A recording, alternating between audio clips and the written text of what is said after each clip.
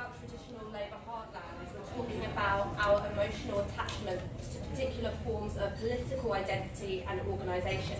And I don't say that in a dismissive way. It's in order for us to open up an honest conversation and sometimes a self-critical conversation. Because when we talk about Labour heartlands, are we talking about heartlands of the Labour Party?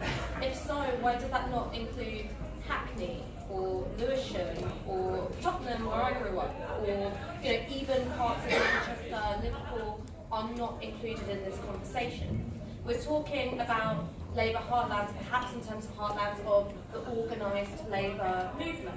So then we're opening up a conversation about the nature of class composition, what it was in the industrial heyday and what it is now, where obviously you've seen huge amounts of outsourcing, of automation, the breakup of the coal industry under Thatcher and subsequently Major. So we're dealing with a sort of strange concept which instinctively feels as if it makes sense. And then we explore it a bit and there are all these contradictions. And so my way of sort of poking at this notion of the heartland, I very briefly want to talk about how my family became part of the Labour movement. When my grandmother was born in Chittagong, which is now Bangladesh, it was still part of the British Empire. And then she moved to Kolkata as a child because of partition.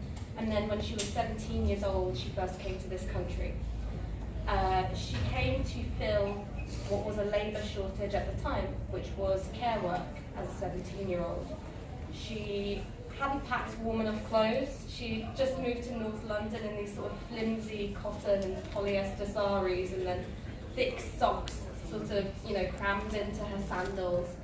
And she was alone and she was lonely, and it was difficult because she would walk to and from the tube station and there'd be teddy boys calling her wog and packy at this 17-year-old girl. And she was doing this job which she didn't know that she'd signed up for. She thought she was coming over to continue her education. Turned out that that wasn't the case. And she had this bedsit where if you didn't make it in the window where there was hot water, tough luck, gotta wash with that icy cold water.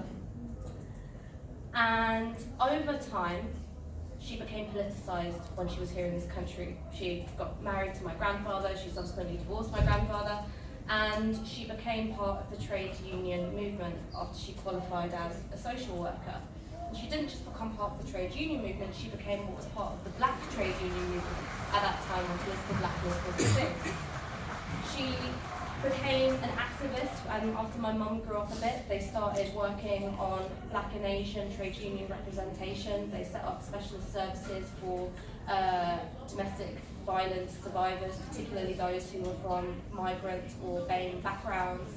And they were part of that strange bit of the Labour movement, which was die-hard socialists and trade unionists, but also having to deal with some of the racism that existed on the part of the trade union movement in the 70s and the 80s. That history is one of solidarity, such as with the Brunwick strike, but it's also a history of exclusion.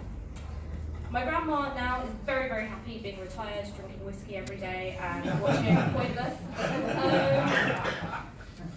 But she's still, settled in North London, not that far from where she first moved in 1954. My mum is still active within her trade union, and she was the one who politicised me.